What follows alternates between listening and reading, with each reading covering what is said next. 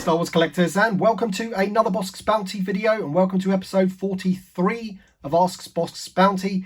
If you are not a regular to this channel, this is the weekly series that drops every Sunday, where you guys get to ask me questions in the comment section below, and I do my best to answer them each week. Of course, if you do have a question for next week's episode, don't forget to leave it in the comment section below, and hopefully I'll get round to it. And of course, if you like this video, don't forget to drop a like down below and subscribe if you are new to the channel. We have loads and loads of questions to get through again this week, so I am going to be answering some of those in like a quick fire style. And also I do have this to open, which is a please open when at 9,000 subscribers.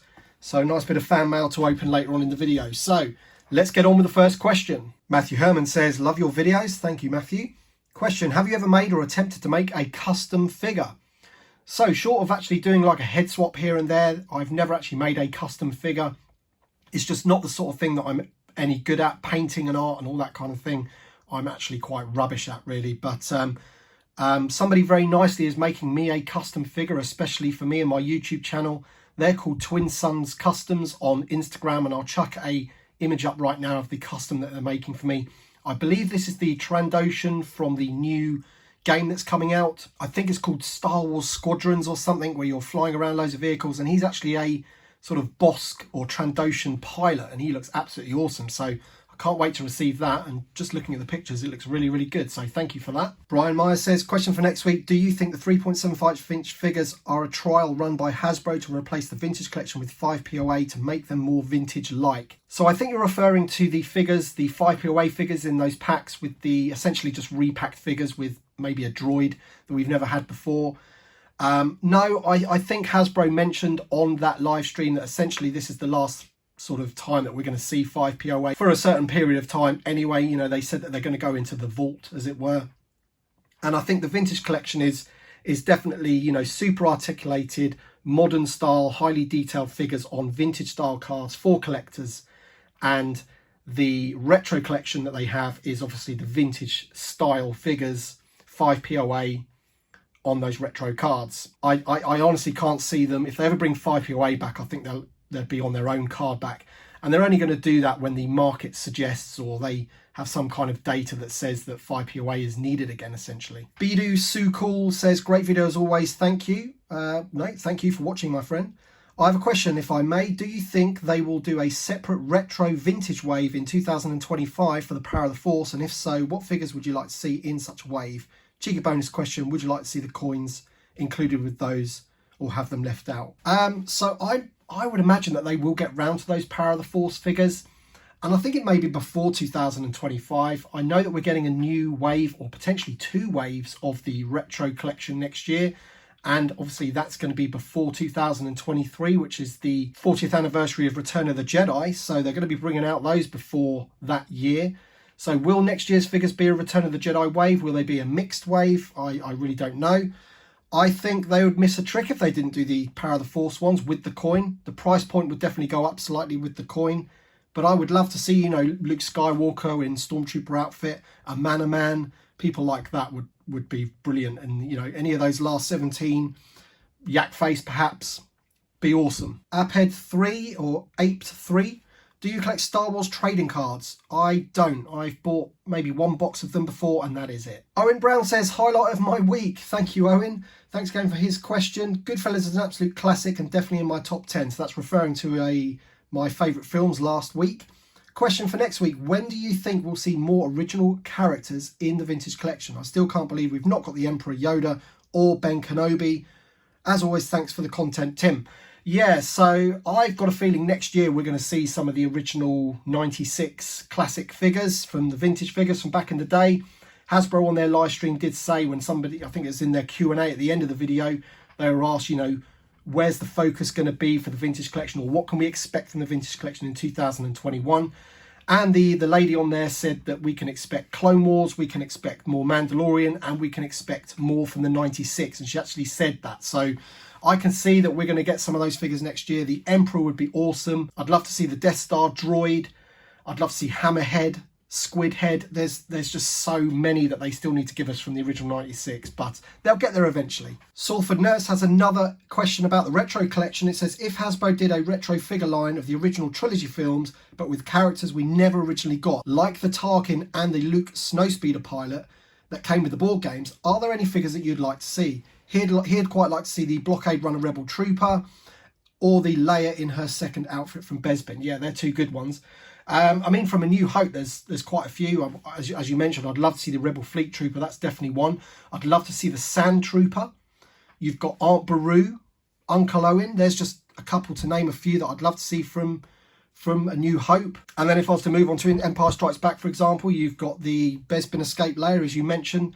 There's just loads that they could do. And I think I mentioned this before when the retro collection first came out and we saw that Tarkin.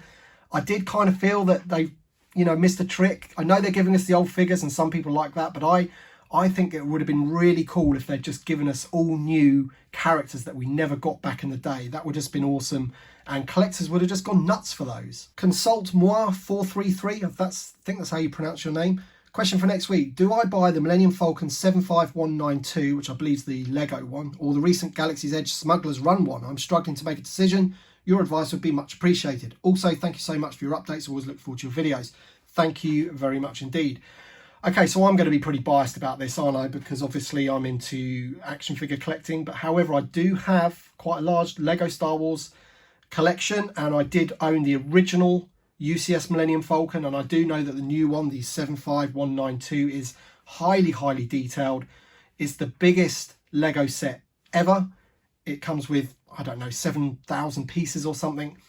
And it is a great model. There's no doubt about it. But if I was going to pick one, I would have to go with the Galaxy's Edge Millennium Falcon. It's $300 cheaper than the Lego one for a start. It's just as big. And at the end of the day, it's not going to fall into millions of pieces as soon as you pick it up. And of course, you can put your action figures in it as well, rather than little Lego minifigures, which is always a bonus. All right, then, let's take a break from the questions for a moment and open this piece of fan mail. This was sent to me by a friend of mine called James Ball. He is a fan of the channel, and I also met him just towards the back end of last year at a Star Wars toy show called Farthest From. We had a good chat there, and we've since been speaking on social media and Facebook and what have you. And he kindly sent me this, which I have no idea what it is. And he says, please open when at 9,000 subscribers. So I hit 9,000 just last week. I'm already at 9,000, nearly at 9,200. So thank you very much for everyone that's subscribed. And let's open this and see what's inside. Okay, so I've taken the address label off so that so we have a bit of privacy on here. We don't want my address just on there willy-nilly. James did send this to my actual address because he knows my actual address rather than my PO box. So let's just open this up and see what he sent. You didn't have to do this, James, as you well know, but I do appreciate it. So there's a little note here. Dear Tim, as there is 9 films in the Skywalker saga, I felt like it would be right to celebrate 9,000 subscribers to Bossk's Bounty. Massive congratulations. Here is a small gift for this awesome achievement. So when you look at it, will remind you of just how far you have come. Hope this is the perfect gift because as fans, we love you. I know. Your friend, James Ball. So thank you very much, James. Let's check out what's in here. Ah, that is awesome. Let me just get this box out of the way.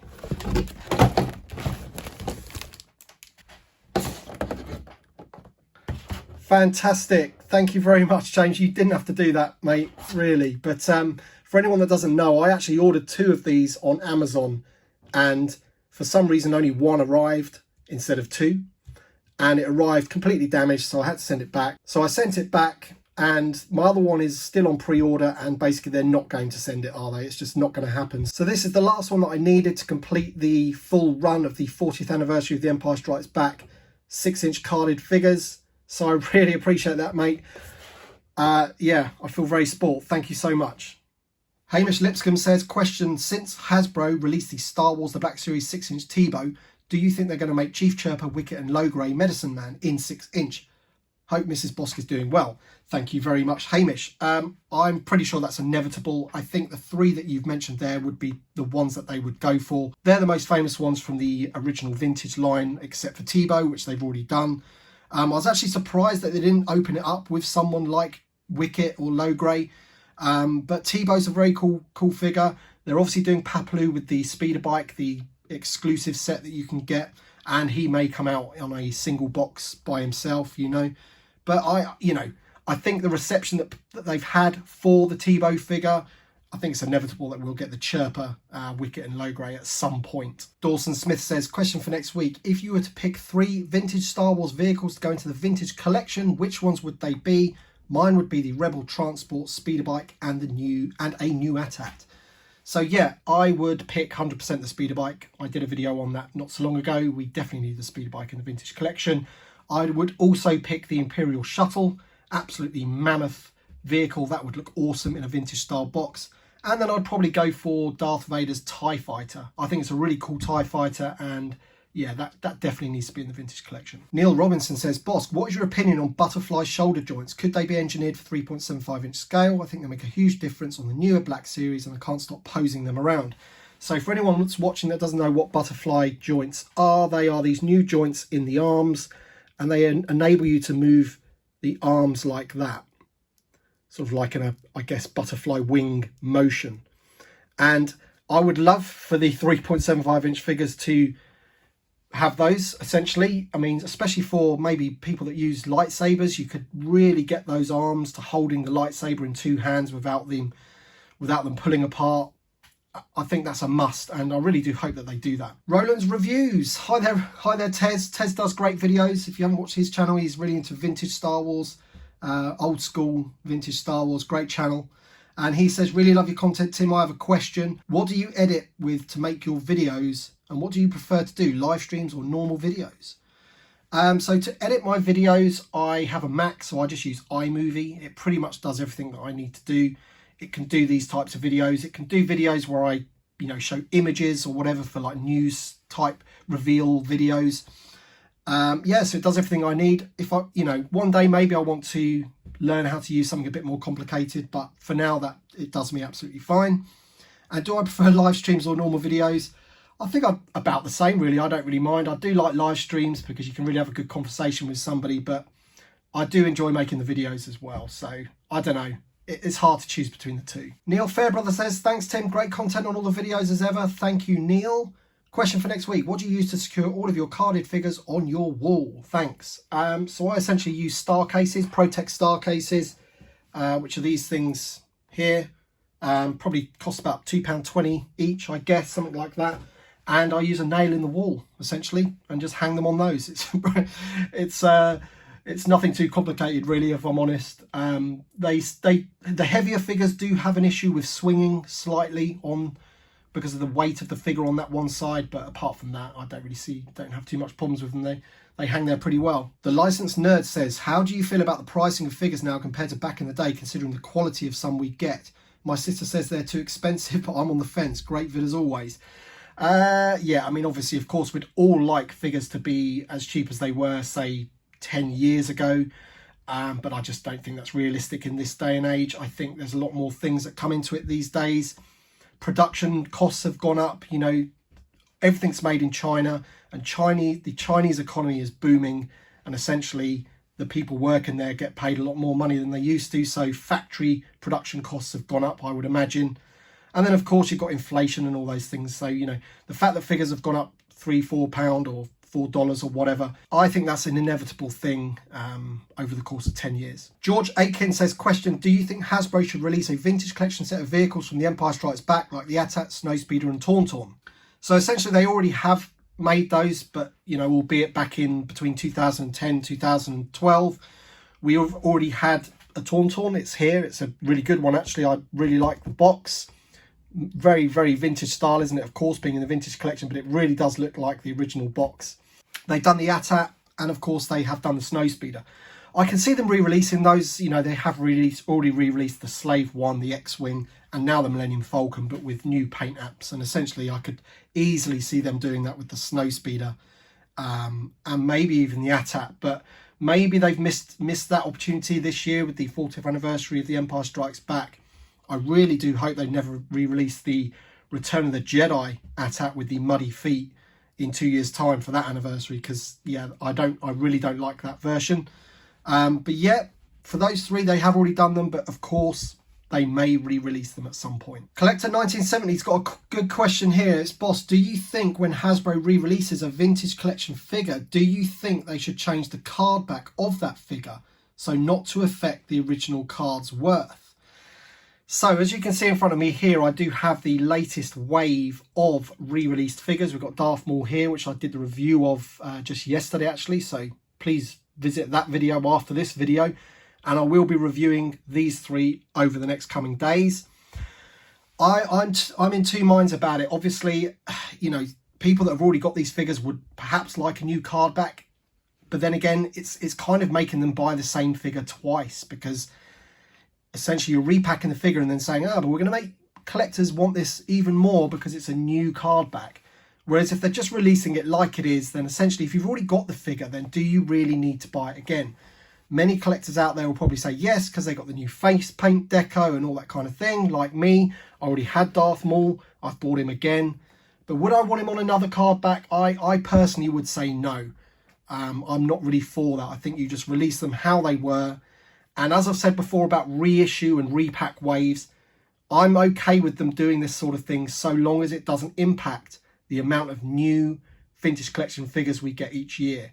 So they can continue to do this as long as it doesn't affect how many we get. Eric Coates says, greeting Bossk Bounty, I love your videos, very informative. Thank you, Eric. Anyways, do you think we'll ever get a farm boy Luke Skywalker on a vintage card? He's needed, sporting the soft goods shirt and essential accessories. Thanks for your time. So this is one that I do feel needs an update. The last time we got him was in the VOTC, which is essentially the Vintage Original Trilogy collection. So here he is here. This was like a prelude to the vintage collection. They came out in 2004. And as he came out in 2004, you can see that he desperately needs an update. The head sculpt and face on that figure is pretty damn awful. And I feel they could really update his outfit there as well. And I'm not even sure about the articulation of his arms underneath his outfit there. I'm not sure if he has the ball jointed elbows or the swivel elbows. Probably swivel, but I can't say for sure. I've never had the figure loose. But just by looking at it, you can tell that we need a new one. And going back to Collector 1970's question, obviously if they did that and a new Farm Boy Luke came out, he would have to be on that card. Alright then guys, that's it for this video. Be sure to check out my reviews for the most recent wave of vintage collection figures. They'll be dropping each day from tomorrow. And thank you very much for watching as usual. And of course, we'll see you on the next one.